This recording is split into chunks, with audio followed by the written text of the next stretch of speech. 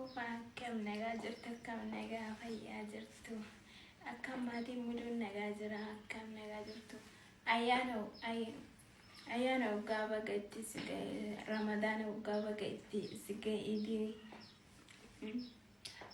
Ramadan Mubarak kuno amma baqqaachi walii galleerra kuno nagaa jira kuno natti toleera kuno akkam maatiin muduun nagaa jira hawaan nagaa jirti baga nagaa jiraatanii qaqqaba ramadaana qaba itti isin ga'ee hiika itti isin ga'u ayyaana kuno isinillee kuno mitu nagaa jirti isinillee nagaa isinin jedhaatti kuno baabaanillee abbaanillee kuno haatillee madaaminillee kuno nagaa isin baga itti isin ga'e isinin jedha kuno isaa hundinuu isinillee bakka achumarsi deebisaa fi bakka sagaleellee yoo qabdanii akkanallee yoo ergitanii kuno deebisaa amma sheexana kuno nu bashannantuu nama biraa irraa dhageettee dogongortee ammaalisi godha jedhe isa ammoo wanti nyaatan wanti na dhuggatanii wanti homaa wanti na godhanii jiru afumaa akkanumaan nyaata na jibbisiisee akkanumaan dide malee nyaataaf isaan himanne akkanumaan na dhukkubee ture malee homaan taane amma ammoo na fayyeerallee homaa wanti yaadanii jiru bakka nagahuma jiraa kufa kuno nagaa jira kuno na toleera kuno nagaatti bakka achaawu bakka nagaatti kuno bye kuno nagaa jira bakka achuu na toleera bakka achuu kuno bakka nagaa kuno dhaabiinillee daa'imnillee kuno nagaa kuno itti daa'ima nagaa. Miidhaan madaamiin kun mucayyoo kanarraa gayaa jirtu wallaahi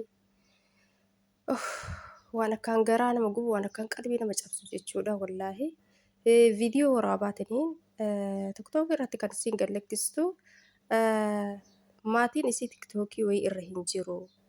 Maatii isii amma fakkeenyaaf tiktookii irraa miti. Mucattiin tun amma akka nama maatii quba hin qabneetitti kan isin haasaa jirtu.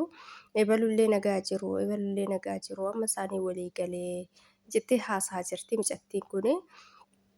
mucattiin kun odoo biyya quba qabaattee osoo maatii wal quba qabaattee mucattii kan amma kadhagamaa jirutti birrii waggaa 1 fi ji'a 3 dammoo mindaa isii akka hin fudhannedha.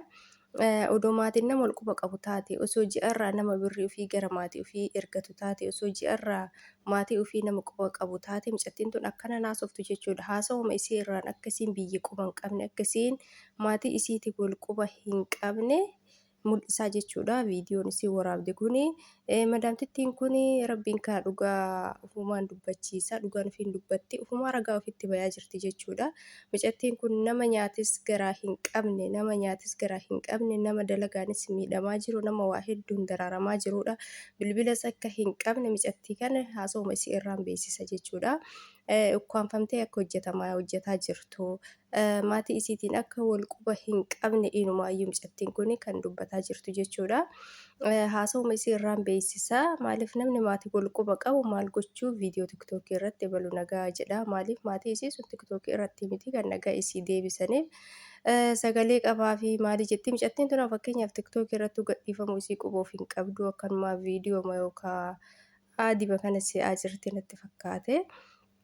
Akkasii obboleeyyan kiyyaa dhugaa waan baay'ee qalbii nama cabsuudha mucattiin kun akka baay'ee dararamaa jirtu qaamuma isii irraa mul'ata jechuudha.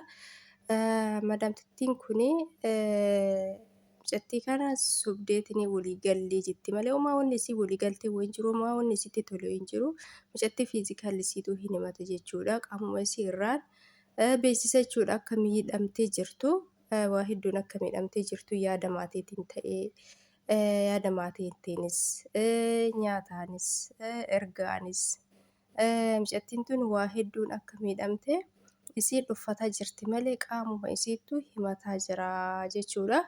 Egaa obboleeyyan kiyyaa yeroo baay'ee jechuudha rabbiin dhugaa ofumaa dubbisaa madaamittiin kun ofumaa ragaa ofii bayaartii odoo mucattii kana namni sagalee ta'ee fi itti dhiyaatee rakkoo isii hubatee mucattiin tun rakkoo guddaa qabdi jechuudha. Baay'ee rakkattuudha rakkoo keessa akka jirtu qaama isiittuu himata jechuudha. Asirraanillee maatii isii quba hin qabdu. Namni maatii quba hin qabne maallaqa ofiis biyya galfatee hin beeku jechuudha. Maaliif akkaawuntii keetii irrattis galfattu maatii irrattis galchitu dirqama maatiin quba wal qabaachuu qabda.